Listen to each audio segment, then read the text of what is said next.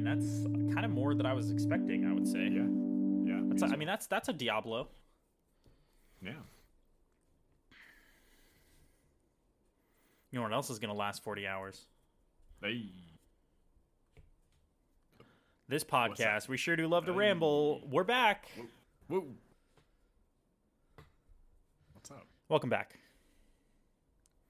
Talking to You me? are I'm talking to the royal you. Oh. I'm talking to everyone. Everyone listening at home. Thank you. You listen to the Infinite Scale Podcast Network. I'm your host, William Chandler. I'm joined solo dolo operation, just Tyler Williams today. It's me. Yeah. We're Just. yeah, we're this is a Co-Op Compatriots.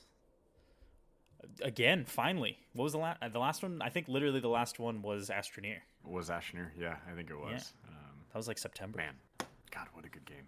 Yeah, dude, Astroneer. Why aren't we just playing Astroneer right now? Honestly? Let's just talk more about Astroneer. I've decided to turn this into Astroneer Part 2. No, part 2 of Astroneer Podcast Network. Yes, exactly. I'm rebranding. If you're listening to this, you have just heard the new podcast intro.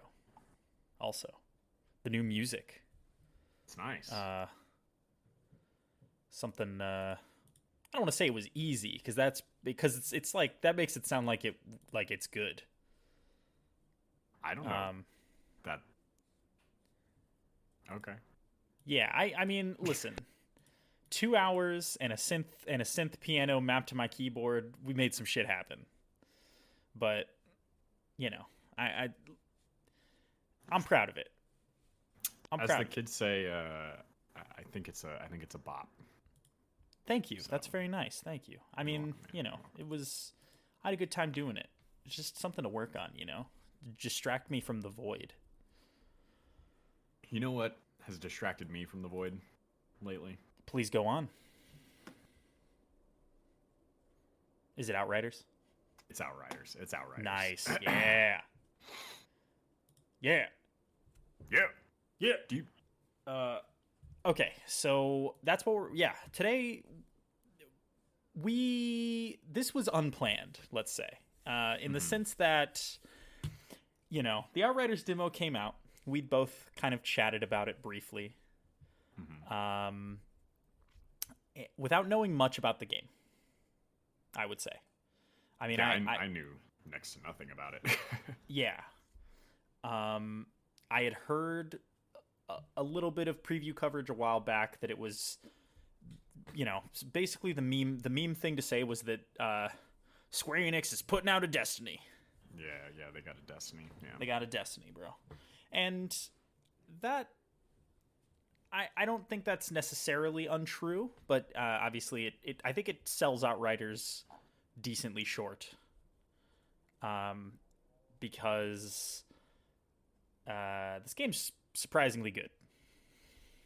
I fucking like this game a lot.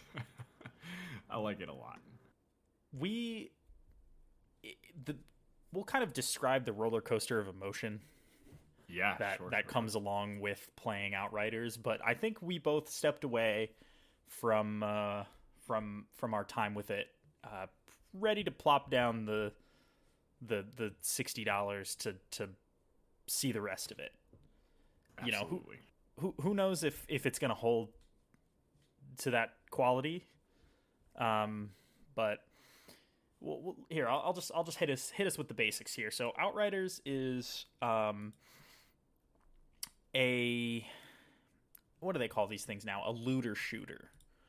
A looter shooter. It is published by Square Enix and developed by People Can Fly, which is People Can Fly is responsible for the Painkiller, the original Painkiller, as well as Bulletstorm. I think they also released a couple of expansions to Painkiller, if I'm not mistaken. But so they have shooters in their blood, let's say. You should really see a doctor about it. Yes. Yeah. They have not been fully properly diagnosed, but that's the current assessment is they got shooters in the blood. So, which, for them is bad. Actually, I don't even know what I would say. I was about to say for them it's bad, for us it's good, but no, I think it's good for everyone around, because if this game does well, yeah. So, yeah, I think. Let's see, what does this game come out? April 1st. So what the demo? We played on PC, but the demo is out there on PlayStation and Xbox platforms. According to this, it's a PS4, PS5, Xbox One, and Series X and Series S. So actually, Stadia as well. Google Stadia. There's the obligatory Google Stadia shout out. Nice. And then of course Microsoft Windows. And what is a looter shooter? So basically, it seems like the genre, popularized, I would say, by Destiny, right? I mean, there's certainly been other ones. I mean, yeah, I would even maybe argue Hellgate London. The Borderlands looter shooter, yeah, right? That's actually a really good point. Yeah, Borderlands, definitely the first big the first big entry in that kind of blending of genres would definitely be Borderlands.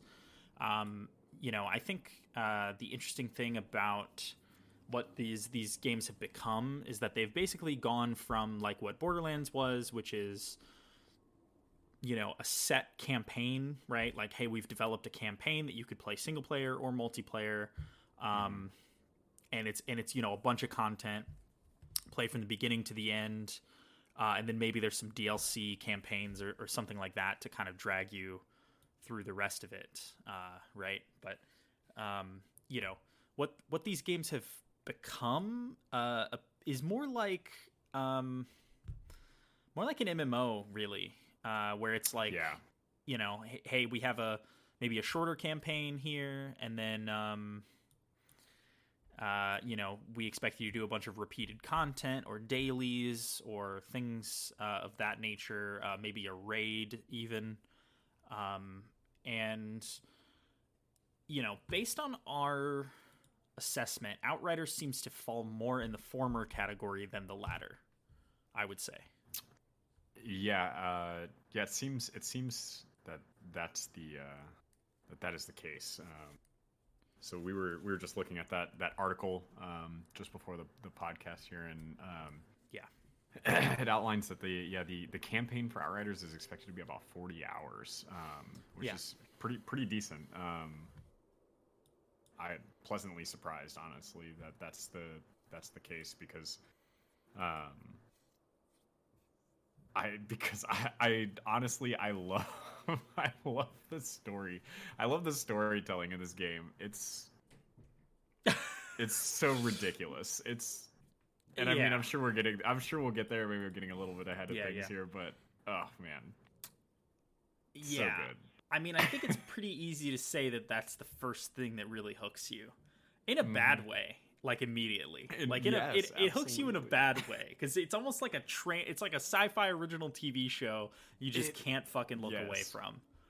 God, that's the perfect way to describe it. and then it turns into something else entirely, which is pretty wild. So, I guess we'll we can run with that. So you start playing the game. Or the demo, I should say. And character creator, whatever. It was pretty bare bones, I think. I mean, not a whole lot of like customization options, but it kind of seems like your armor is gonna cover that anyways, right? You got these like futuristic helmets and everything that are just covering every bit of your character anyways, so I don't think there's... Except in cutscenes. I guess in cutscenes they take your helmet off. Yeah, that's right, they do. But and then you have your friends in the cutscenes too, so you can see your friends' characters in the cutscenes. Sometimes it depends. Cool. It seems to depend on the cutscene. Yeah, I guess I do remember. Not all of them. Not yeah. Maybe it's main story cutscenes. I'm not entirely sure. Maybe. Yeah, I thought maybe it was the reverse. Like in side story cutscenes, you're in there because it doesn't fucking matter, and then like in main story, it's just you because. I don't know. That would make sense. Yeah, it was kind of. It was definitely weird, but, yeah. So pretty straightforward character creator. Honestly, they all look pretty good. Like I think like it's not like Dark Souls where you're like Dark Souls 1 and 2 where you're making a monstrosity. Like it's like they what look shade like of ugly would you like to be? Exactly. Like you could make somebody who's I don't know. I'm not like wouldn't say like realistic looking, but you could make a person like it's you got some choices. And then they kind of play you like a little intro movie that's like a big ol' like ship firing these like pods down to land on this planet, and you kind of learn that I guess we are like recently awoken from cryo sleep, and like set to like inhabit this planet, I guess. Like colonize it basically. And you get a little bit of the backstory there, but I get the feeling that that doesn't really seem to be the point of the story. Yeah. Like where the path. It seems to be we're focusing entirely on what's happening on this planet. But I think you realize pretty much immediately that the writing is weird. Yeah. Like yeah.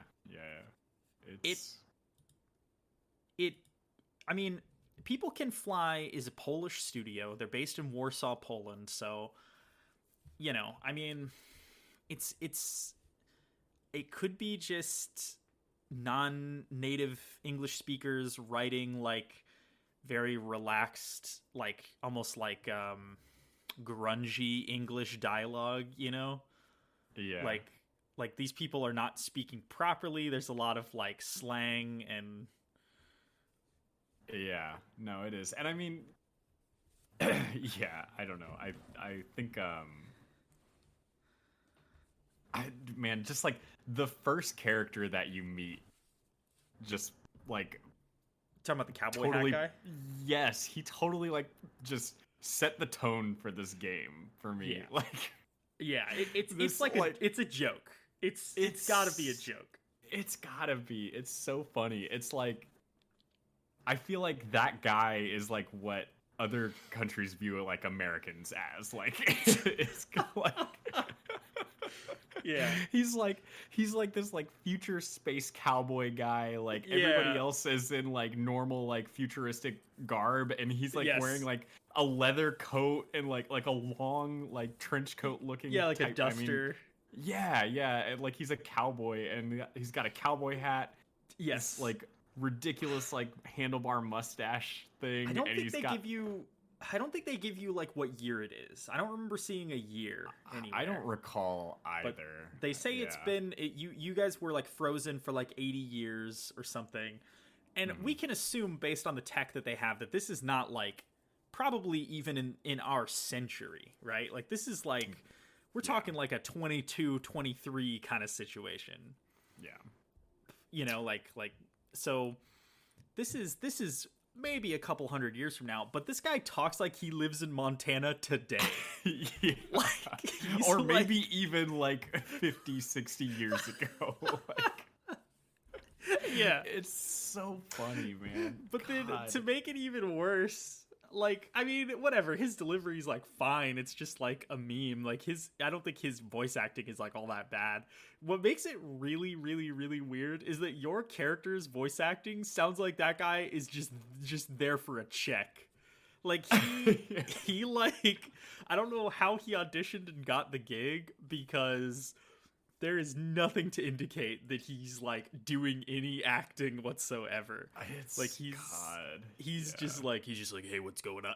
Like just I lost my entire family back on Earth. I have nothing, and you're just like, man, could this be any more fucking generic? And that's like with the guy. So I guess I should say we played through this thing twice, once as the male protagonist and once as the female protagonist. The female protagonist is somehow even worse. Yeah, I don't know, like, how did they do that with both I know, because like I feel how like they manage in some games they're at least both serviceable, or if not, one of them is like clearly better, and so people kind of but gravitate like toward, dude, I mean it's bad. It's real bad. And nobody talks like any of these people. Like, I mean, there's like a part, you get kind of like the intro, which I will say, like, all the, like, when you're walking around, all of the, it's the opening is pretty slow, and honestly, like, I wouldn't I wouldn't hold it against someone for just quitting during this. Like, no, it's written bad. I mean, the game's like fine looking, like graphically it's fine looking. It's inoffensive in that regard. But I will say there's one thing that impressed me, which is the intro. When you're walking around, everything that's happening around you feels like pretty like spot. I'm like, I can see this happen. They're like pulling trees down with the vehicles. They're like clearing paths. They're like setting up like a little FOB, and like everybody's unloading crates. Like there's like shit like happening around you that's kind of neat. Yeah. They seem to. I agree. That was really cool. They seem to do that a lot too. There's a moment later which we'll bring up, which I think what I'm gonna say, but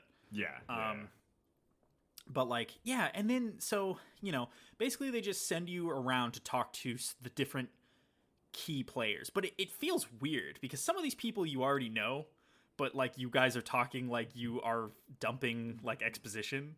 Yeah. So like the Jakob guy. There's a guy named Jakob who's like an old friend of yours, I guess, or some shit. And you guys are like, remember that time I saved... It's literally the conversation from Star Wars Episode 3 when they're trying to convince you that Obi-Wan and Anakin have been like best friends for a long time, even though like you've never seen any of that in the movies. And they're just like, it's like that time I saved you from that nest of Gundarks, and you're just like, Obi-Wan, you knucklehead, and they're like doing that, but it's like really fucking grim. Like Jakob's like, we're gonna fuck this planet up just like we fucked up our planet. Remember that time we shot all those protesters or some shit? You're just like, what the fuck? Yeah, it was. It was pretty bad. Yeah. They talk about how like Earth was in such dire shape that everyone like needed to sprint to try to like steal away on this like rehabilitation mission or something. It's just crazy. I actually forgot about that, like how just grim that conversation was. Yeah, but they're like, they have like such a lackadaisical. They're like, we made it and they didn't. Fuck them, and you're like, what the hell? Much. Yeah. This is like the worst parts of the Gears of War writing, but like, I mean, game. yeah, for sure. And then they kind of tutorialize some shooting a little bit for you. You get like a little hologram thing where you shoot a bunch of holograms to like practice taking cover and aiming and stuff, which was weird. It was really weird. And I also thought it was hilarious because it's like you're just set up on like a cliffside overlooking like this like alien landscape. And it's just like, all right, go ahead and just dump munitions out all over this landscape. And you're like shooting all these hologram things. But like, God knows where the actual rounds are going. I was just thinking that. You're like firing live ass rounds out of your gun into like a valley. Like, what the fuck? And I mean, say nothing about the alien wildlife down there. You have like a bunch of other people like roaming around this planet, presumably. Like, what the fuck? Catch a stray ass bullet. Seriously. Yeah. I also think it's pretty funny, like, even just thematically, they're like, cool, land on this alien planet. Now the first thing we're gonna have you do is shoot a bunch of hologram dudes. Like, what? Oh, like, yeah, that is... Why are you anticipating that? Like, what? Yeah, that's true. I didn't even think about that. That's pretty funny. But yeah, so they tutorialize you a little bit. I mean, I think overall, like, as a tutorial, it functions. It's just, from a writing perspective, pretty fucking strange. Especially because they could have done it just a short while later with the random cow animal that you fight. True, yeah. But yeah, so you do that. You meet okay. What is the woman's name? Shira. Yeah. Shira Gutman. Yeah, she is I guess German. She has an accent. Yeah. I guess they try to establish that all of these people are seemingly from very different places. Like, I guess. Yeah, and I was gonna say, I mean, like, it takes place so far in the future, and they really don't get into like the backstory of like where people are from. But so I don't know. I like the one thing that they do say is like Earth is super fucked, and everybody's like leaving. Yes. And there were supposed to be 2 ships. There was going to be another ship going to another planet, right? But they crashed like on takeoff, and like half of civilization is just wiped out. Wait, what? I do. You don't remember that? No, I guess I forgot. Yeah. That's so hilarious. You're the second ship. You're in the second ship, and the first one, just like crashes and like exploded on the pad, fucking SpaceX style. Yeah, and then and remember they were like. They talk about like the last transmission that they received from Earth was like a couple years after they left, but they were all in cryosleep, so they didn't get it, and so they were like, hey, is Earth still around? And they were like, nah, we stopped getting anything from them years ago. And it's like, fuck, too bad. Like, which I mean, to be fair, like could be like interference, or you're really fucking far from Earth. You're like 80, 80 years travel time. Like how many light years? Whatever. Yeah. But that's. I totally forgot about that, but yeah, you're right. Just to add on to the pile of random grim writing. Yeah. And you have like a conversation with her, and they kind of set her up as like scientist-y. Mm-hmm. Like if this were another game, she would be like your on the radio support character telling you about wildlife and like you're Anya from Gears of War. Like she's smarter than you. She can point your gun barrel in a direction, and also like has some scientific background or whatever, like that kind of thing. Yeah. This is not a regular game, as we soon find out. So things take a turn with her, but she comes across as like very timid. God. What? Are you gonna talk about the interaction with her, the first with her dad, is taking a selfie, and then and then the game makes you take a selfie with her. Yeah, that's right. Yeah. You guys are like, our first picture on which comes back later as well, doesn't it? Yeah, it does. Yeah, it sure does. Yeah, I mean, this game's just so fucking weird. So but remember, in the conversation with her, you kind of like get her backstory, and you learn that her father was like an engineer or something on this project, and your character, unprompted, like you do not choose most of the dialogue in this. I would say 90% of the dialogue you do not choose, because you could basically choose to ask questions, but you can't choose his like responses or like answers to shit that people ask him. So like. She's like, my dad worked on this project, and he goes, oh, daddy saved you a seat, huh? And she's just like, he sacrificed his seat, actually. He stayed behind, and I can't, or whatever. And he's just like, oh, I'm a dumbass. Like, yeah, bro, you are a dumbass. Like, what? Just so fucking weird. The writing in this game. And I remember around this time, I was like, I'm gonna, like, stop playing this. Like, this is so stupid. I mean, there's basically been no gameplay. You're just walking around talking to random characters who aren't even likable, and weird. Anyway, we'll kind of power through the rest of the stuff, because the prologue stops being interesting pretty much immediately, except in the ways in which it's bad, which I think are entertaining. But they send you like on a scouting mission, basically to go check out a valley. I guess they fired down like some probes in advance, or like beacons, basically to kind of maybe map the environment and send off a signal. And they're like, hey, there's one of the beacons is over here. Let's go check it out. You see like a herd of wild animals as you make your way over there, and the game kind of tutorializes some movement, like sprinting and stuff like that. Then you get to like a beacon, and they're like, oh, there's another one like right around the corner, maybe you should go check that one out. And on the way there's like all this energy or some shit like in the air. Yeah. There's all that like it's like that float. It looks like tar pools on the ground, and then just like pieces, like drips, are like floating upwards, like they're kind of going backwards. Yeah, you kind of go into like it's like a rainforesty looking location, and there starts it just seems like it's hard to tell if it's like weather or like creatures doing it. I think even by the end of the demo they haven't really given us more of a clear understanding of that. Like it basically, it seems to maybe drive wildlife crazy. Yeah. Well, remember what it does to that one guy? You mean like fucking evaporates him, or that like it's like it's almost like that like biological thing where he gets like he starts like getting sick. He's like, oh, I don't feel so good, and then they're that's like, right. Oh God, we gotta get him out of here, right. and I totally forgot about that. Yeah, so he gets it in like his lungs or something. I think it even just got on his skin, and then he just started like, because he like it like got on his face, and he like reaches up and touches it, and then he's just like starts going wild. Yeah. Okay.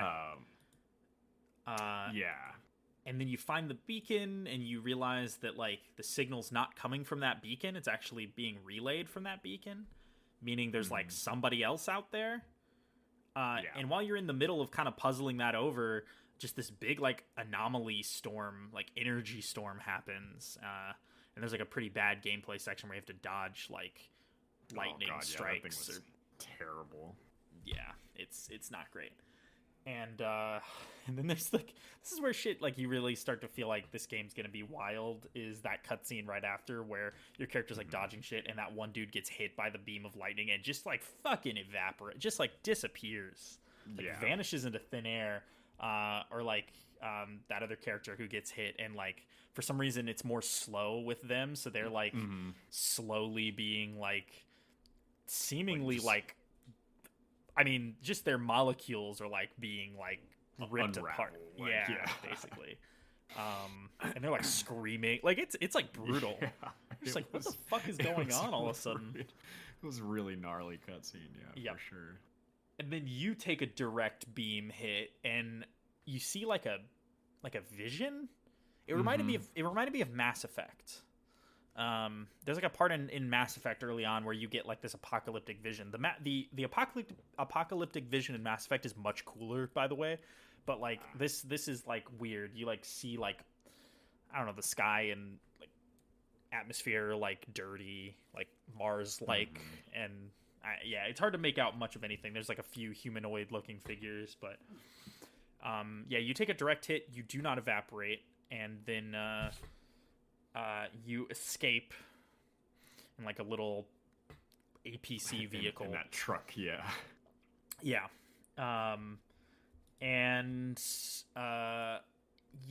shit really just starts popping off. They like you get back to base, and there's like some dickhead bureaucrat dude with fucking sniveling glasses who you're like, oh, this guy's gonna be like a bigger villain. No.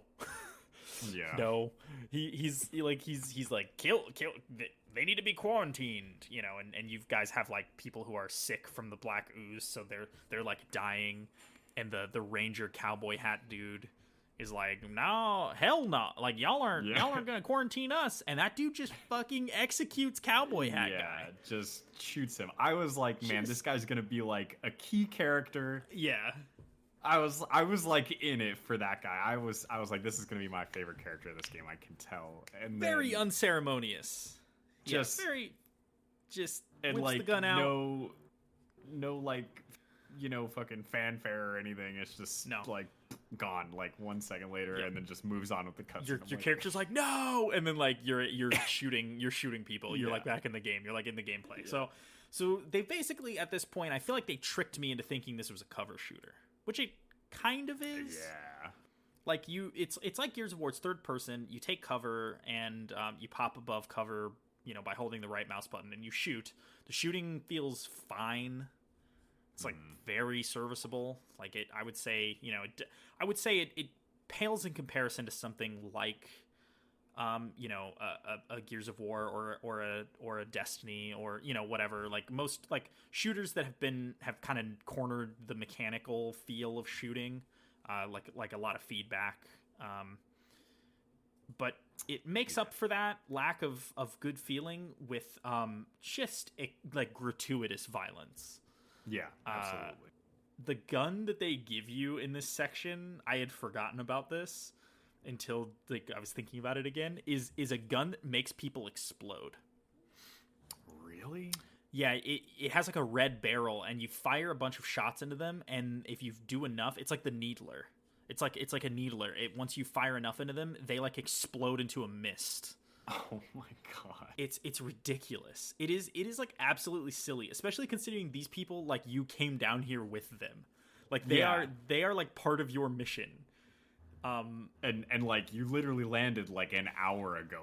Like and now you're just murdering each other. Now you're just like absolutely brutalizing each other. God. Like it's not like they were like, hey, everybody get out the trank guns. They're like, let me give you the gun that shoots fucking explosive rounds. Like it's not even like set phasers to kill. It's like set phasers to massacre. Like it's just wild bloodbath. But you know, I think even at this point, I still was not really sold on the game. You know, it like the shooting didn't feel that great, and you know, you're kind of just like, what am I even doing right now? And you immediately catch up to that sniveling fucking glasses guy and just kill him like immediately. Like he isn't a bigger villain, at least now, and maybe he comes back. Like you just execute him. And what like something happened, like something explodes and you get like knocked down. God, isn't it the storm? Doesn't like the storm roll in? The storm like catches up, maybe. Yeah.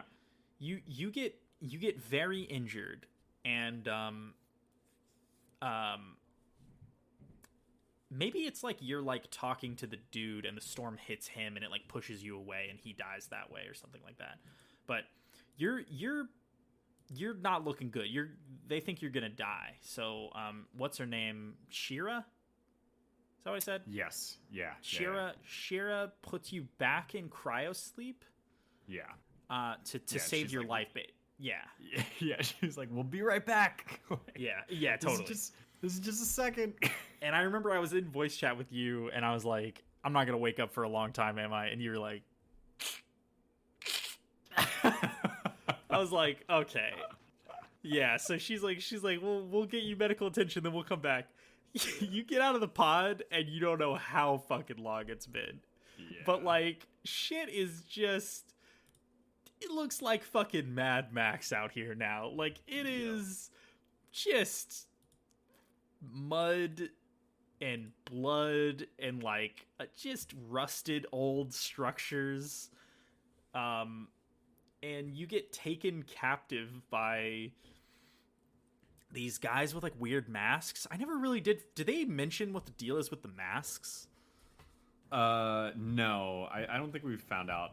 I think it's just like a way to denote the difference between the factions of humans, because otherwise it would be like, well, how do we know who's who? It's true. Yeah, it makes them look creepier, that's for sure. Yeah, like I immediately thought cannibals. Yeah. It definitely, like, they feel like cultists kind of thing. Yeah, they look crazy, and they are crazy. They treat you bad. They are not here to be your friend. So they take you captive and they throw you in the back of a truck, and you basically get one of those like which this trope has been done to death. Like in the back of a truck, rotating the camera around to look at like shit happening all around you. But I mean, just the sound design and like the chaos so you're of finally everything. Awake. Yeah, right. I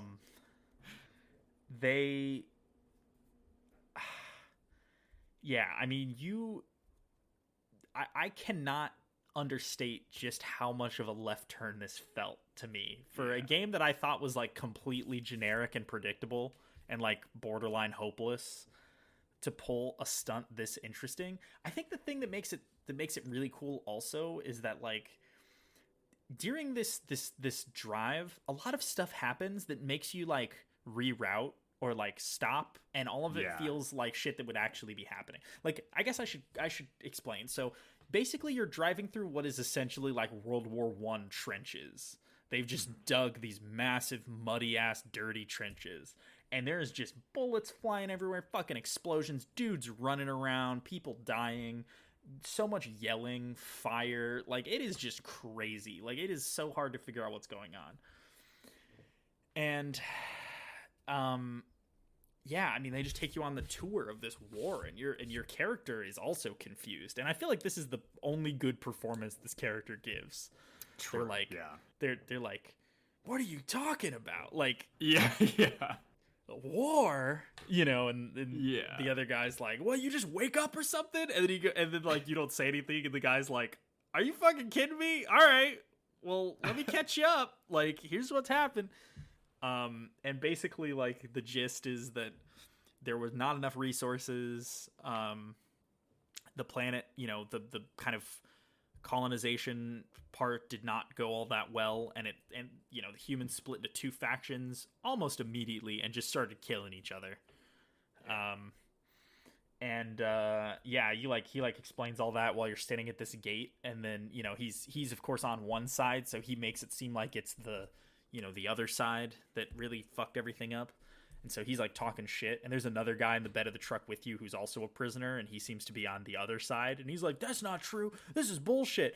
And then the dude who's like giving you the guided tour of mayhem like stabs that dude in the neck with a trench knife and just kicks him overboard. Is like, I told you to shut the fuck up. And you're just like, what in God's name? And then they open up the gates that you're sitting at, and it's just the tunnel of bodies that are hanging from the ceiling. Yes. That felt like a Disney ride from hell. Like, you're just on this path, and like, it starts out like they're kind of going slow, and there's all these like bodies hanging from the ceiling, and like chains everywhere, and like they have them hanging so low that like the top of the truck is like hitting them, and they're like colliding with it and like swaying, and then that dude like pops out with the flamethrower from the side and starts burning a dude alive over top of the truck, like over the. I was like, what? I'm not kidding you. My jaw like hit the floor when that fucking happened. Yeah, I was just like, wow, they really went for it. Like, it was just. They like, God, they went for it. And man, I think it really paid off, because for me, like, that, seeing like just like the like total pivot from just like, man, this is like a boring ass, like, it feels like a B action movie, to like just this crazy like Mad Max theatrical like ride that they put you on. I was like, wow, okay, maybe this actually has something interesting to tell, you know. Yeah, 100%. Like, it I was like, I went from, I'm going to turn this off, to like, okay, I'm going to play the rest of this demo and see what this game actually is. Like, you know, and I mean, from here, you know, I think this does a really good job to hook you. The story from here on out doesn't, I mean, it gets a little bit more interesting, but it doesn't, they can't carry this momentum forever, I guess. So it kind of reverts back to the more predictable kind of bad writing, you know, weird characters, weird dialogue, nobody talks this way kind of feel. But what starts to happen is that the gameplay catches up and like makes up for a lot of that stuff. Absolutely. So they dump you out of this truck in what they call no man's land, which is literally visually and thematically seems to serve the exact same purpose as like the World War I no man's land. Like, it's basically just the middle between two like massive faction trenches that you just do not want to be in. And the basically they do this for entertainment, where they dump these people in no man's land, force them to try to get back to their base, back to safety, while a storm is happening. The same like electrical storm that hit before, I guess. And of course, predictably, you get totally fucking brutalized by this storm, and zapped again. But what's interesting is this time it just boots you into a class selection screen.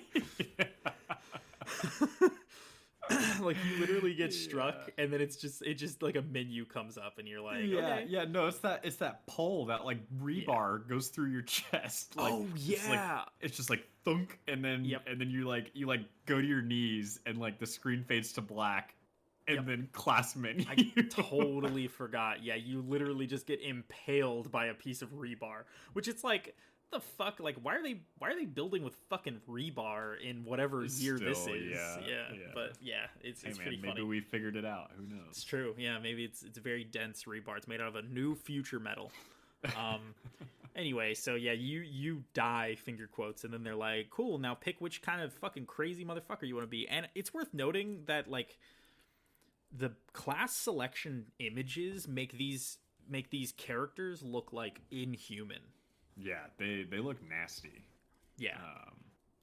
I'm like, damn, I'm gonna look like that? That's gross. I know. And that's honestly kind of one thing that gives me hope for this game, is that like I feel like I think it would be really cool if like steadily as you gain more powers and like progress through the game, if you just get like nastier and nastier, like less human looking, just more turning into this like crazy, gnarly, just like being of like fucked up power kind of thing. And I think that would be really cool, a really unique twist to put on the game.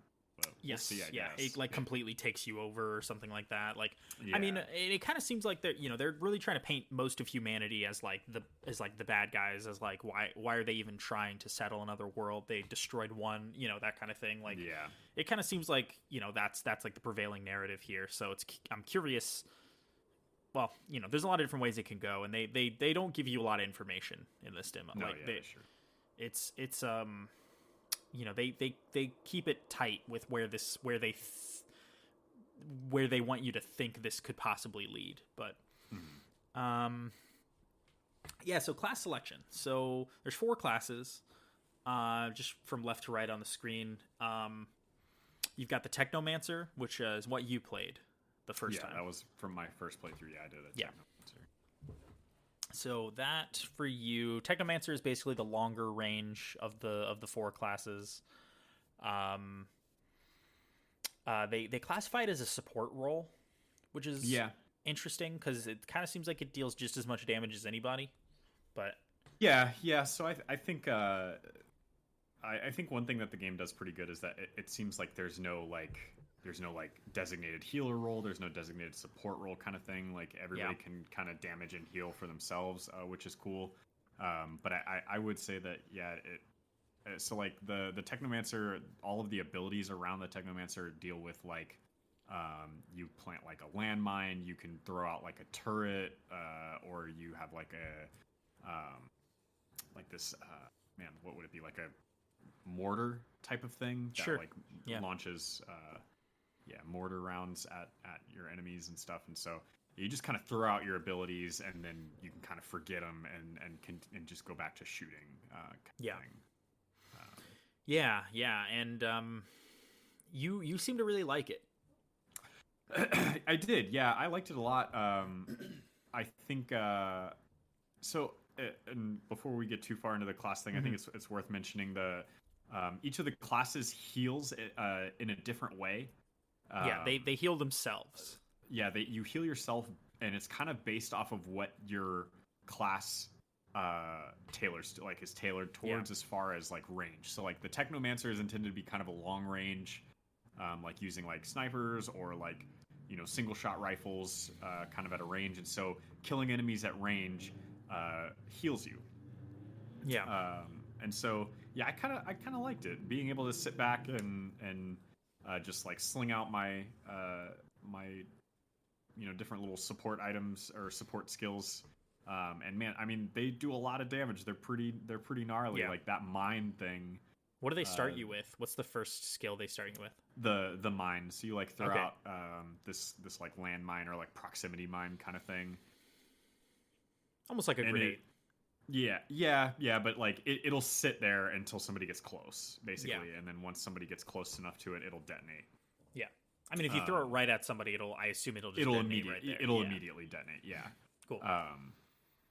And man, that thing, fucks people up. Like it's pretty gnarly. I mean, we'll get into that a little bit more, but I think that was kind of the first thing, is like that first skill that you get is like, that's what sold, that's like, the skills in this game are pretty brutal, in a way that I really like. So we'll go now. So the next class on the list is Pyromancer, which I played on my second playthrough of this, when we played through again together, and that's a medium range class. They call it a conjurer. Not really sure what that means. I mean, I guess it literally he does literally conjure fire, I guess, so that makes sense. You essentially heal by killing or your ally killing any enemy that you've set on fire. That's cool. So if they die while they're still burning, you get health back. The way they kind of balance that out is pretty much all of your skills are like pretty medium range. So like you can't just sit really far back and like plink dudes and light them on fire. I'm curious how that would work if you had like a gun that sets people on fire. If it works that way, that could be totally broken. But that could be it's cool. And the first skill you get is just like a wall of fire just shoots up like in a direction that you pick from your position. And it looks cool, and you basically like set dudes ablaze, and it just looks really nice. They seem to not like it when you light them on fire, so it makes it pretty satisfying. I don't like this class as much as the class I played on my first playthrough, but it does seem pretty cool. Still, you get some cooler abilities later on, but yeah, it's definitely an interesting possibility, I guess. And all these classes seem to have really big tech trees, so you could really potentially have very different results depending on what kind of directions you spec into. Definitely. And then the other class I played is the Trickster. This was what I played in my first playthrough, and the first ability you get for the Trickster, it's a close range class. They describe it as hit and run, and I think that I'm sure you, since you were the long range class, you definitely witnessed a lot of that. Because you basically get in, you blow a few abilities, and then get the fuck out, because otherwise you're like a glass cannon, like you die really quickly if you're not careful. And the first ability for the Trickster is maybe the most ridiculous thing in the entire game. It's cool. I'm like, damn, I could do this forever. It's a sideways, like a sword slash, like a horizontal slash of energy that turns everyone it hits, assuming they're like, weak enough, right? So either stronger enemies are closer to death, or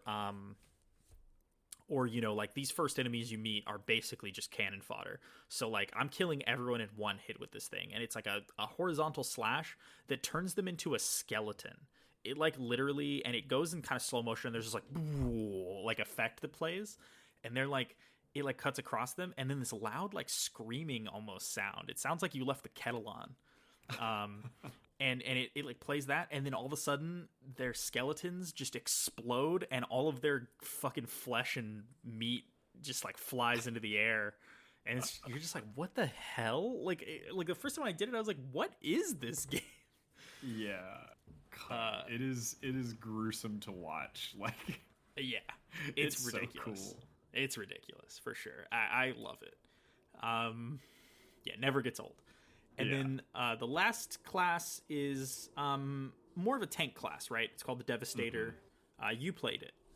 Yeah, so that's what I played on my second go through. Was the Devastator class, kind of intended to be a tank.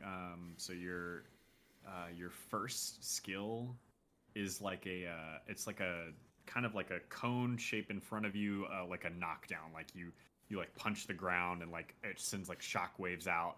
And it like for most like for like lower HP enemies or whatever, or like like weak enemies, it'll like kill them pretty much. That's kind of like your damaging ability.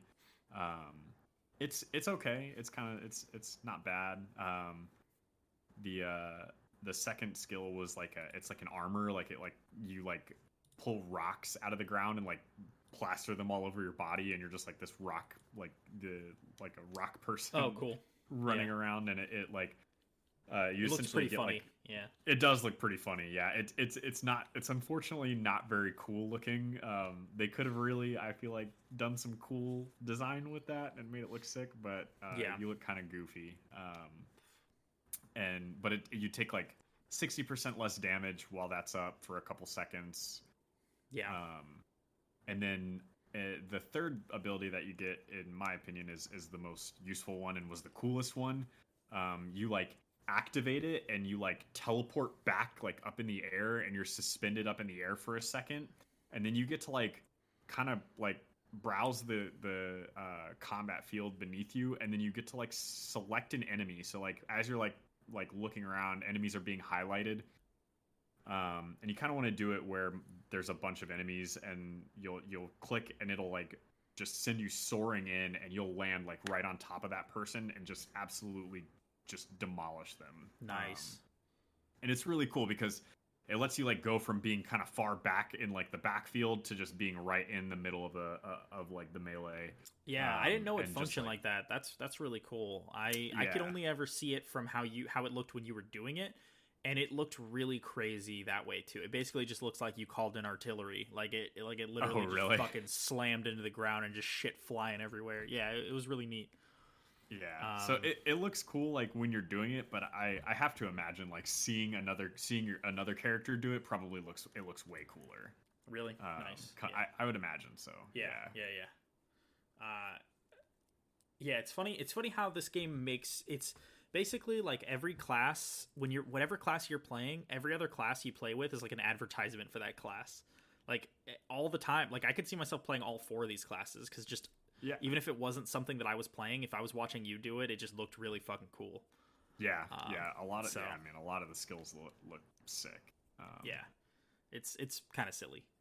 I'm interested to like see. I'm interested to see if like any of them will ever like get old or get boring after a time, because there's not a ton. There was maybe 6 like altogether, 6 different skills, and you only get to use 3 at a time. Was that 6, right? Do you remember how many altogether? There were? How many we got by the end? Is that what you mean? No. I just mean like I just mean like using the same 3 skills, because there's going to be like 3 that are like the best, right? Or 3 that you favor, and like I'm curious if like using those same 3 on repeat is ever going to get old, kind of thing. Yeah, I mean, we didn't really spend a lot of time looking down the tech tree, although it was definitely really long. I think the main thing about that tech tree, you know, a lot of the points along the way are just stat buffs, which is never the most fun in a game to like just, you know, hey, do 10% more damage with these kinds of skills, or, you know, whatever. So I'd be curious to see how things go from there as far as like the kind of paths you can take. I mean, they indicate that there are specializations that have names and everything. Like one of the trickster ones is like assassin, or, you know, something like that. I picked the path. You know, getting into this demo, they really give you like, I think you get your first point at level 5, and it's like around level 5 or 6 that the demo's like over anyway. Like you could theoretically keep playing if you wanted to grind out the same missions over and over again, but we didn't, because that's just, I don't know. Apparently a lot of people did. Yeah, I heard like people were like farming legendary loot drops from like just doing the same missions over and over again, which sounds insane. Like how that does sound sound insane. Game's cool, but I don't know about that. Yeah, but that would like get me worn out on the game before I even got started. Agreed. Yeah, agreed. And I mean, the game's only a few weeks away, so it's like plenty of things to do between now and April 1st to keep you occupied until the rest of the game is playable. But so who's to say about how well the skills hold up? But early on, it's a pretty good showing. I agree. So maybe they just open with all the good shit, and then like it becomes really lame later. Who knows? But off the bat, they definitely, especially with the trickster class, they kind of started with their best foot forward. Like one of the skills is like an instant teleport that teleports you behind someone, and that's pretty neat. It really sets you up to turn them into a skeleton. So it seems like every class has some interesting stuff going on. I think how'd you feel about the loot in this game? So it wasn't bad. Yeah, it wasn't bad. I don't know. I still don't quite understand the color scale, honestly, I guess. Okay. I think it's just white, it's standard. Green, and blue. Yeah, I guess. Yeah, maybe so. White, green, blue, and then orange is like legendaries or something. Or there might even be purples in there somewhere. I think it might be the usual. Okay. But yeah, I guess that makes sense. I don't know what I was confused on with that, but once you like hit that blue level of the blue level of items, you start getting like noticeable skill effects. Correct. Which I thought was cool. I think it's pretty neat. Because like it'll do like there was I got a piece of gear that was like it was like a blue pair of boots or something like that, and it was like increases the range of that shockwave skill for the Devastator class that like sends out that shockwave forward. It extends the range of that by 60%, and I was like, God, that's crazy. Like that's a significant amount for like a low level blue piece. Like I can't imagine what legendary gear is gonna do. Like so I think what we saw so far has me interested in what the possibilities are and what'll come. I think the loot like itself, I mean, visually looks okay. You can definitely tell the quality differences between items based on how they look visually, which I kind of like. Mm-hmm. But you get a lot of it, and there's just a lot of junk so far. Like, I mean, some people like that. It's not really what I play games for, like having to dump shit like constantly. Oh yeah. But I mean, that's kind of the genre, so I can only complain about that so much before it starts to seem like I'm insane. Like, why are you even playing this game if you don't like all that loot? But I think the one nice thing about it is like at least in this game they seem to like reward you decently enough for selling it. Getting rid of it. Yeah. I like in the bit of the demo that we played, by the end of it, I was like, man, I feel like I have like a pretty decent chunk of money. Like I could buy a couple like nice pieces of gear from the vendor if I wanted to do that. Which in these games usually is a bad idea because it seems like they also they have crafting as well. Yeah. So we didn't get to see it.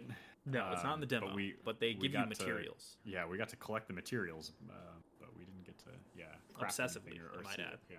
Mm-hmm. Like, hold on, there's some... Had to get those minis. Yeah, dude, some minis over here, some minerals. I think, the loot is often the weakest parts of these games. Like, I think that was true for Destiny as well. Like, it was very rare that I got something that I was excited about. And even then, when I did, I was kind of bummed at the notion that eventually I would just have to replace it anyway. Yeah. So it really prevents me from getting invested in a lot of this stuff. But we'll see. Interesting. Yeah. I would venture to say that, maybe loot style games just aren't for you. Yeah, I would agree. I mean, I think that's true. Like, I really like, I mean, Dark Souls to some degree I like. I mean, there's a lot of shit in that game too, but like, I really like Bloodborne. How there's like 10 weapons, but they're all like so well thought out that it's like, you know what I mean? Like, they just have such a care thought into how they might be used or like how they transform and stuff like that. Like, I think it'd be really cool if I mean, I'm not saying 10 because that's not nearly enough, but like actually, to be fair, in this game there's basically like 6 weapons and they're just different colors. Just different, so far anyway. Yeah. I mean, it's like, okay, you got an LMG, you got a sniper, you got an SMG, you got pistols, revolvers, I mean, shotguns of different varieties, but yeah, I mean, there's basically the core weapon offerings and then just different grades within those offerings. So, yeah, it none of it's that interesting, I guess. Not yet. We'll see. We'll see. So I'm taking just to kind of loop back on this and tie a bow on it. I'm taking a look at the skills. So, it looks like you get a skill. Like here, I'm looking at like you've got your first skill, and you get another skill, I guess, at level 2, and then 4, and then 6, and then 9, and then 13, and then 17, and then 22 is the last one on this list. Okay. But that's just the ones you get by default. So that's like those are the ones you just get by leveling up. I'm curious because now I'm looking at the tech tree, and I'm curious if, basically, are these going to be entirely new skills? Are they going to be changes or modifiers to existing skills? I'm curious about that. But eight skills for an entire game, especially if the game is supposedly 40 hours long, is not a lot. It's not, and that was that's kind of my concern. I'm a little bit worried about it. I mean, they do a lot of cool shit, man. The skills do some cool stuff. They do. So I will give them that. They didn't make a lot, but man, the ones that they made are fucking dope. I mean, how many, like, for instance, this is a comparison we haven't really made yet, but looter shooters share a lot of DNA with a game like Diablo, right? Just especially in design, maybe not in mechanics necessarily. Like minute-to-minute gameplay is different, right? It's a shooter versus, an RPG, like an ARPG, but like... sure, like the core principles behind the game, I guess. Exactly. Right? Loot and skills and stuff like that. Like, how many skills does one class get in Diablo 3 by the end of the game? I mean, a lot. Depending on the class. I mean... so each of so let's see, you've got like 6 different categories of skills at least, and then each of those you would have probably like 4 varying skills within those that you could select. So and those changes are pretty drastic. Yeah, and then each of those skills would have runes and that like change the way that it operates essentially. To some of the runes change the skill entirely. Others just like add an effect or something like that, right? Right. So yeah, and like a large amount of skills compared to this game. Yeah. Unfortunately, but yeah, I would say even the Diablo 3 campaign is not 40 hours long. No, I don't even remember. Maybe 20. But yeah, if that probably. But yeah, I mean, not that I would want a million. Like I wouldn't want like 50 different skills for this game, but maybe just a few more. Especially because you can only pick 3 at a time. So yeah, I think that is kind of the biggest drawback there. And I'm looking at footage of this game on console just out of curiosity. And it does seem like this game was probably made with console in mind because because the way that they basically, your skills are L1, R1, and then both triggers combined on PS5. So it kind of seems like maybe that was like, they were designing for console first and foremost, because I mean, if this was a PC game primarily, there'd be an entire number row of skills you could work with, right? But sure, yeah. And I guess it's actually the controls are a little weird in this game now that I'm thinking about it, because what is it? Controller.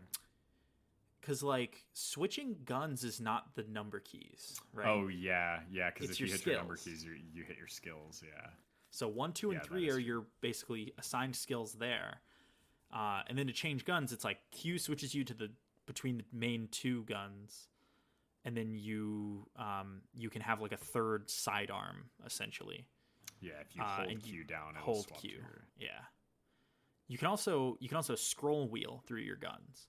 Yeah, that you can. I found that was probably the easiest way for me.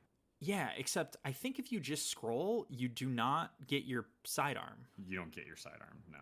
Which is weird. Correct. I wonder if you middle mouse button if it'll... Maybe, yeah. Yeah, the controls were a little strange. Like, they kind of feel loose. Mm-hmm. A little loosey-goosey feeling with the movement. And, like, you know, you've got, like, what? You've got taking cover. You've got sprinting. There's no, like... I don't remember... Really crouch. There's not really a jump. Like, you can like, what is that called? You can like mantle. Vault. Like, vault a surface or whatever. Like over cover. Which is just taking cover and then, like... just like the taking cover button again. Yeah. While you're holding, like, W to go over it or whatever. Or if you need to climb up something, it functions that way as well. Yeah. And then you have a dive roll.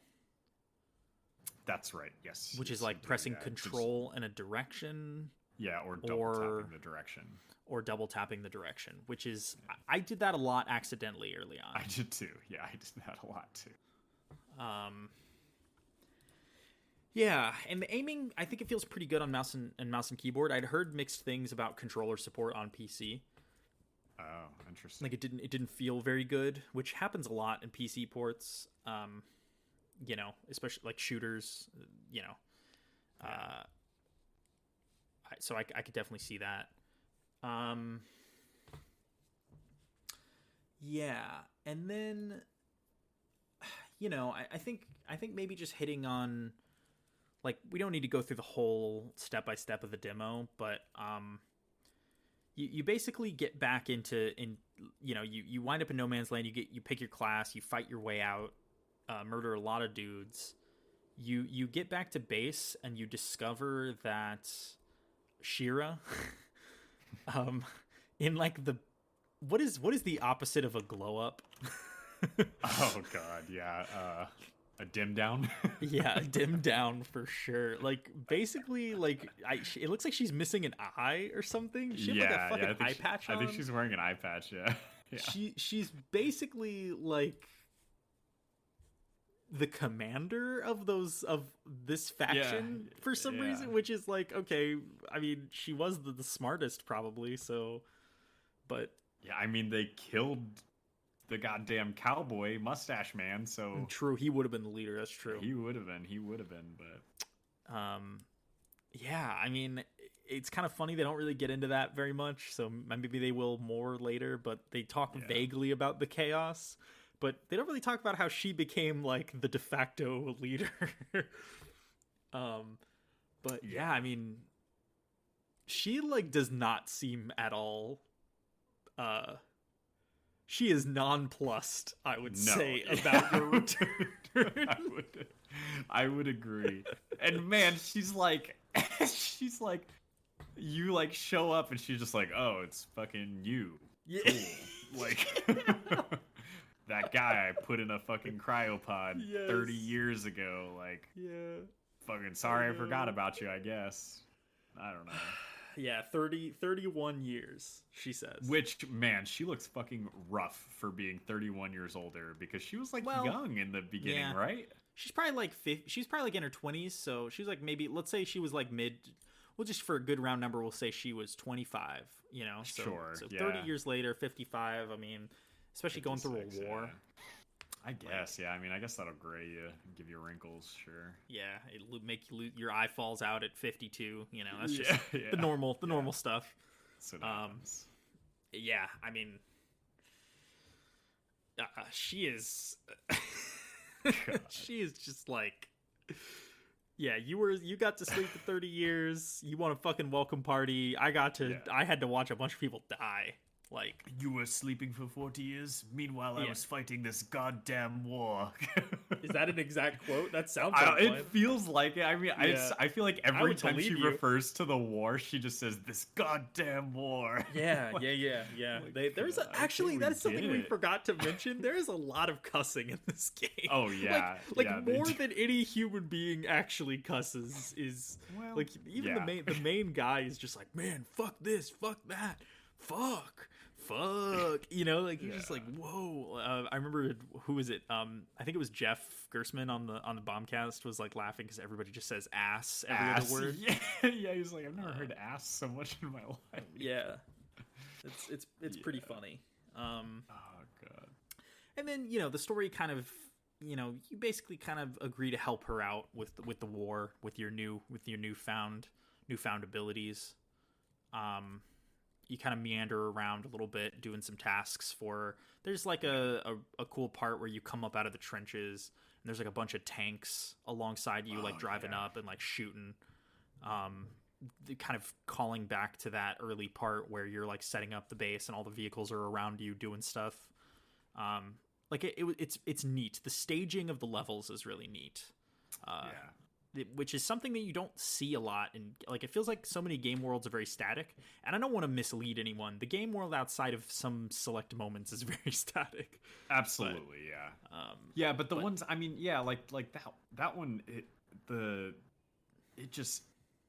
first time we played it, the pacing of that scene that plays out was spot on, because like the gate opens and like as so like you're standing behind this gate and you can like see through it, and the gate's opening, and as it's opening you've got this like platoon of soldiers that are running across in front of you, and they're like, come on, we gotta fucking get to the front lines or whatever. And like so they like running across, and then like as they get past the gates, like finally high enough to where you get through, and so you kind of start coming through, and then like this tank wheels in on your right. Yep. And like you like kind of go off to the left, and another one comes up off your left side, and they like both crest this hill, and then just start like firing on the like this, you kind of like on this valley, like on a hill overlooking a valley. They start firing on these people, and like, yeah, man, like the pace, it was just so cool, and like it just I don't know, I thought that scene was awesome. Yeah. I mean, it's funny, and it makes you wonder about the rest of this game, because you're just like, man, they've got stuff like this or that intro in the car in them, and then everything else is just so kind of silly. That you know, it makes you wonder if all that stuff is like campy intentional. Like, is this supposed to be a joke or like what? Yeah, and man, I feel like it has to be like. Yeah, I don't know, like it for those of you out there that like are into like B action film kind of things. Yeah, like this is like the perfect game, because that's how the dialogue feels. But then you just have like these cool like gym moments so often, and I think as long as they can just kind of continue to like breadcrumb those moments throughout the campaign, I'll be absolutely ecstatic about this game. Totally. Like I'm super thrilled. I'm extremely pumped for April 1st to get my hands on it and start playing it, because I would like to say, just as an aside really quickly, so to kind of remind me of a lot of stuff that happened, you know, in this game, I've been silently watching a Let's Player on YouTube play it. Mm-hmm. And if this is how people are playing this game, it's no wonder that, like, I don't want to call this guy out, because I'm sure he's a very nice, smart man, but he is playing this he's playing this like Gears of War. Oh yeah. Like he's in one of the side missions, or no, it's actually the mission where you go to rescue Jakob. He's playing the trickster class, and he's like shooting at them long range with an assault rifle and a sniper rifle. I haven't even seen him use his sword yet. If this is how people are playing this game, no wonder people are not enjoying their time with it. The shooting is not that good, and they give you all these abilities, and he's just not using. He's literally just shooting his gun. I mean, I feel like watching Let's Players on YouTube are turning me into the fucking Joker. Like people just. I'm going to become the Joker. I'm going to become the Joker of Let's Play YouTubers. Like, I'm gonna meet them on the train and shoot them with a revolver. No, I don't. I didn't even fucking see that movie. But I just, I you know, and I'm not.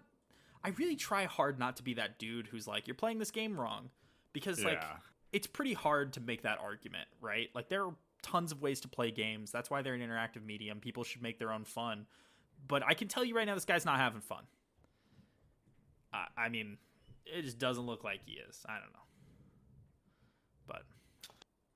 But whatever.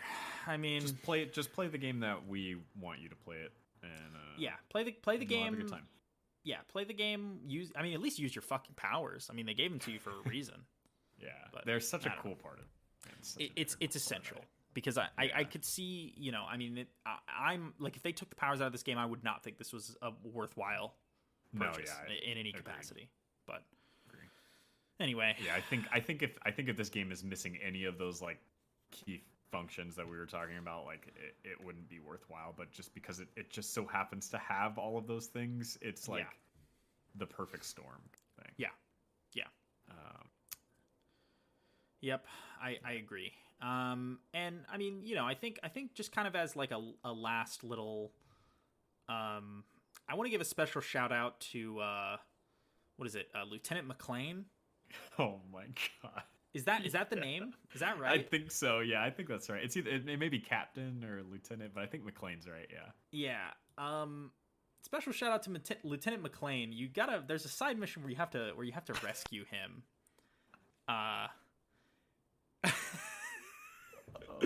They basically send you out to get this guy, and you go through all this trouble. It's actually it's not like I don't think a hard fight. Yeah, I don't think any of this game is like a particularly hard, and you can actually modify the difficulty on the fly. They have what's called world tiers, which basically like scale the enemy's levels above you based on whatever. So like if you want a little bit of challenge, like, you know, a few world tiers above whatever level you are, I guess, makes them, you know, the enemy is like inherently more challenging to you, which is cool. And you basically have two experience bars. Like you have like your level up experience bar and then like your world tier bar.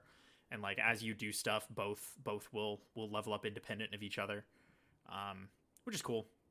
Yeah. It may also have something to do with your gear score. I'm not really sure, but yeah.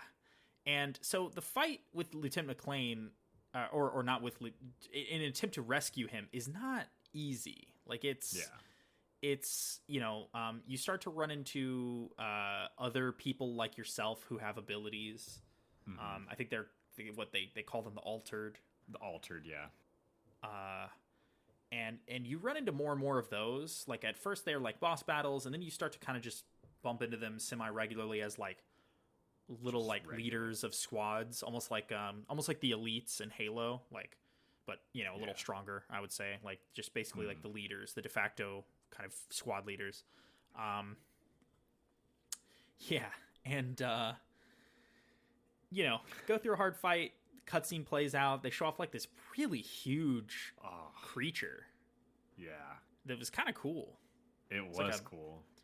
It was like it reminded me of the really big this thing had like 4 legs. It almost looked like a bison that was like, I mean, it was like hundreds of stories tall for sure. But you know, space bison. But it reminded me of you see that movie The Mist? No. You should. It's not bad.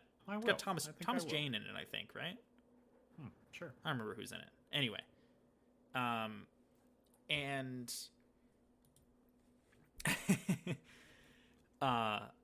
there's like these big like tripod creatures that walk by, and it's so in The Mist, it's like, you know, they're alien creatures like come to Earth, and they bring this big, like this just horrendous fog with them, so you can like barely see in front of you.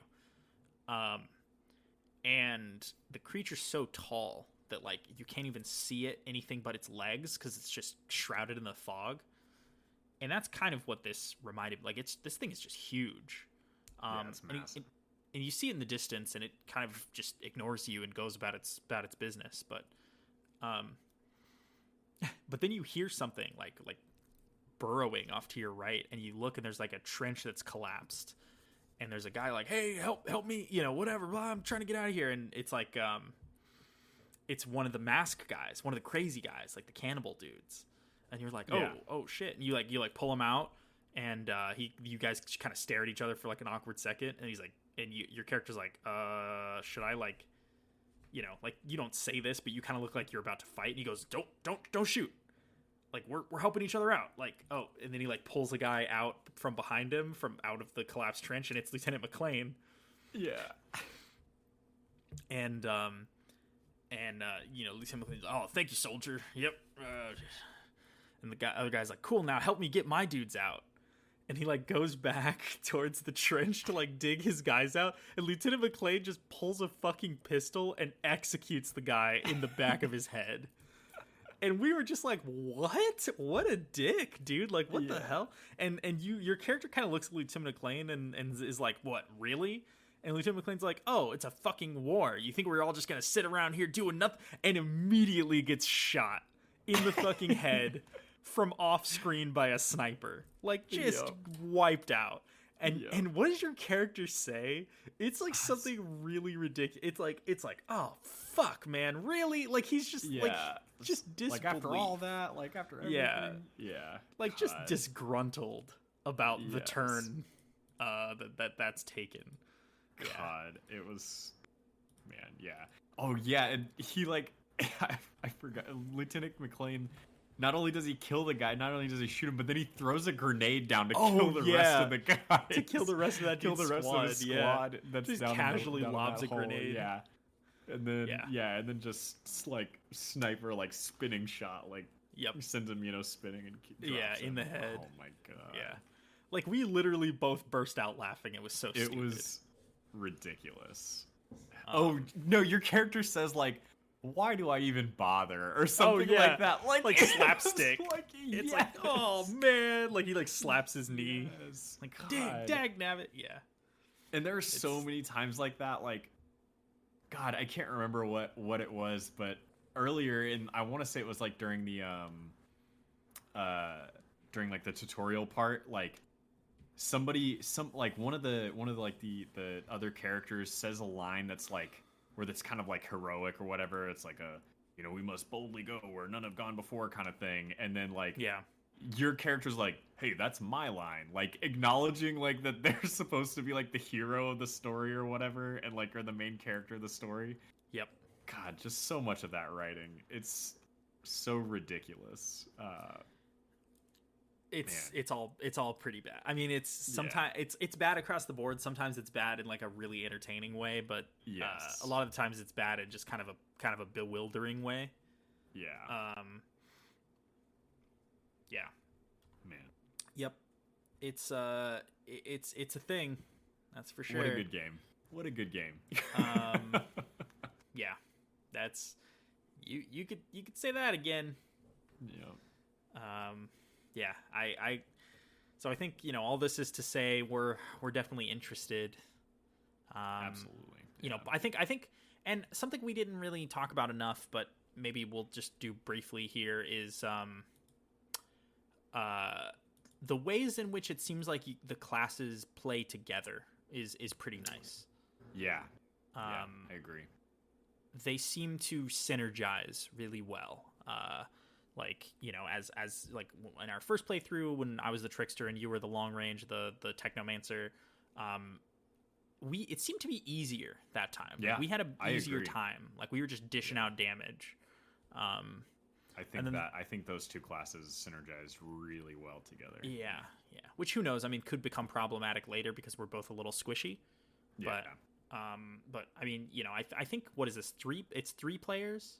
Is the maximum. Which I remember thinking was kind of weird, but it is kind of strange because there's 4 classes. So what? I don't know. Anyway, the servers can't handle it. Get that extra person on there. We needed an extra $1 million for the budget. I don't know, but and then for a second playthrough, the Pyromancer and the Devastator, they seem to work pretty well together later on. Like, we definitely noticed some synergy there with, like, your rock smash and me, like, setting them on fire and then you smashing them, and it, like, you know, gave both of us some health back. Or it was definitely harder. That, like, we had a harder time with some fights with that one, and maybe it's just we weren't as good with the, like, those just aren't the classes, you know, we're as good at. But true. But yeah, it's a cool game. I came out of the first playthrough unsure about if this was something that I'm like, am I gonna really spend $60 on this weird ass kind of crappy, you know, like, just it feels it's got a budget it's got a budget feel. Sure. It kind of does, honestly. Yeah, it does. But I think that's okay, you know? I think that's okay. Yeah, not I don't know, everything. maybe I'm being too forgiving of this game just because of the parts of it that I do like I really like. And so yeah, maybe. I mean, I'm kind of with you, right? Like, it's it feels like something that would have existed maybe 10 years ago, you know? Like in the heyday of, like, you know, the 360 era, when they were just making games left and fucking right. You know, just random trash was coming out, and most of it was okay, right? Like, this feels like it falls in that category, but it could be so much more than that, which I think is the that's why we're forgiving of it, because there's definitely potential. There's potential, big time potential, I think. But anything else you feel like? So I just had, like, two things that I mean, one that we didn't hit on. Well, we kind of briefly did, but something that I'm really looking forward to with this game is getting to, like, explore the alien wildlife and the different, like, biomes. Like, they hint at, like, a lot of different, like, areas in the game. There's, like, a sizzle reel at the end. And there's, like, in, like, that vision that you have, it seems like almost desert, and I feel like that's on the planet. Like, I think there's, like, a desert kind of area and stuff, and then they've got all this, like, all these aliens that are out there that you really don't interact with any wildlife in the game. It's all human kind of thing. And so I get the feeling at some point you're going to kind of leave this war-torn area and, like, venture out into the rest of this planet and kind of see what all's out there. And totally. And that's really exciting for me. And then the other thing that I had was it came from Giant Bomb as well, listening to that Giant Bomb talking about it. But the reloading in this game sucks. It sucks. It takes way too long, and I can't remember who said it on the Giant Bomb cast, but I think it was Jeff. Having an active reload would be huge, dude. Like, that I really, like, it took so long that I was like, there's got to be an active reload. Yeah, you know what's funny about that? There's not. I remember him mentioning that, and I didn't have that feeling when I was playing the Trickster.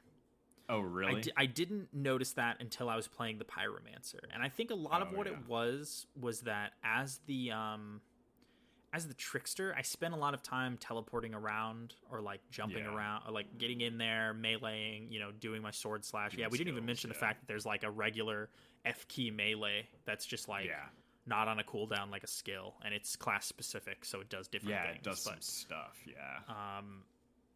I mean, I didn't notice that with the Trickster as much, but I was using, like, shotguns and, like, SMGs, like, really close range weapons. I definitely noticed that that rather than reloading, I spent a lot of time switching between guns.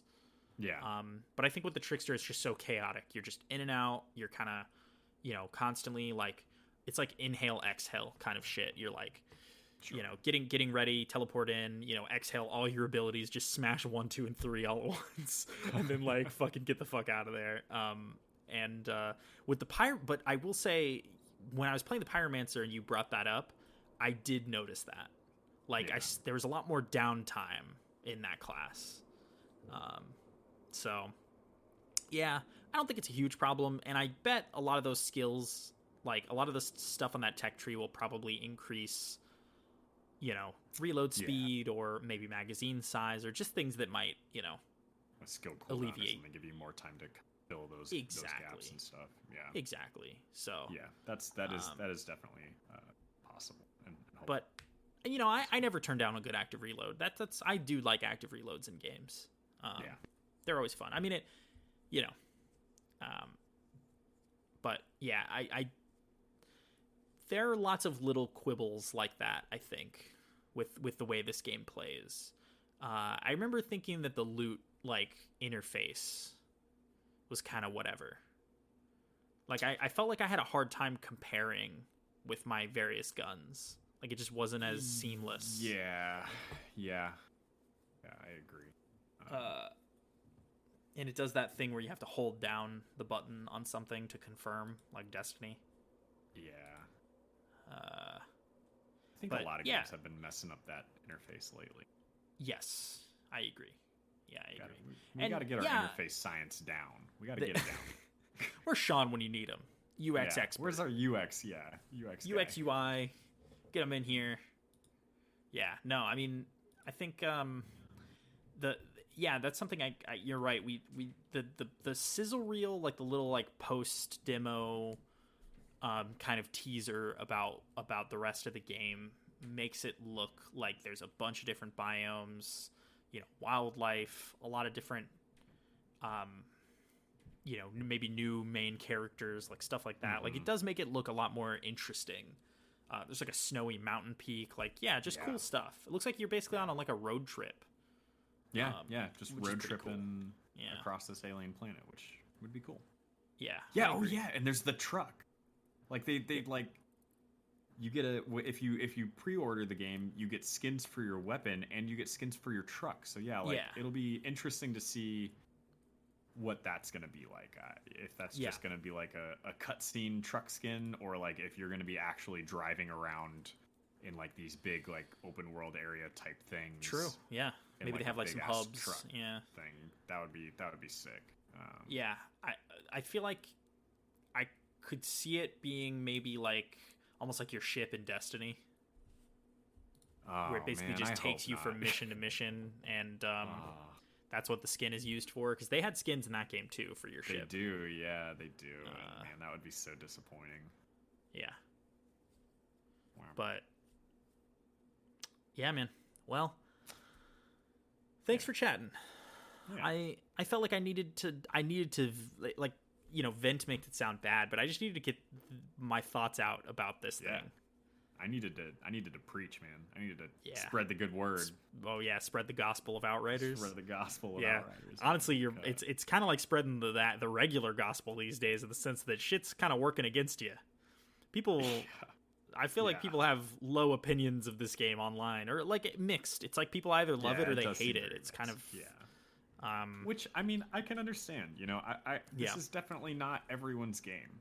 I don't think, but I think the biggest thing for it is that there's a free demo that gives you 3 to 4 hours of gameplay, and man, that'll be enough to tell you whether you're gonna be stoked or just not. But you got to play the whole thing. You can't just tap out. You can't, because I wasn't really even convinced until we were pretty much at the end of that first playthrough, and even then I did the second playthrough just to make sure it wasn't a fluke.